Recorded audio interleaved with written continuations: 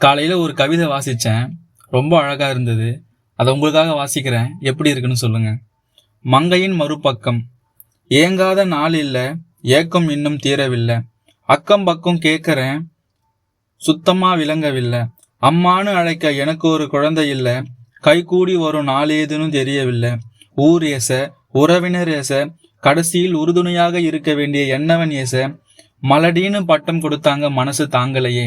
மலடின்னு பட்டம் கொடுத்தாங்க, மனசு தாங்கலையே. எத்தனையோ வழிகளோடு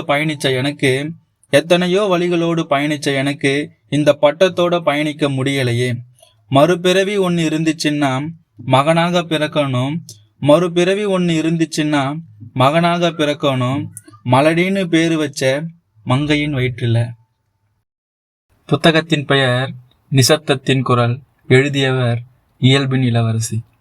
இது போன்ற புத்தகம் நீங்களும் வாங்கி படிங்க. மறக்காம இது போல நீங்க படிச்ச அழகான கவிதைகளை எனக்கு டிஎம் பண்ணுங்க, நான் வாசிக்கிறேன்.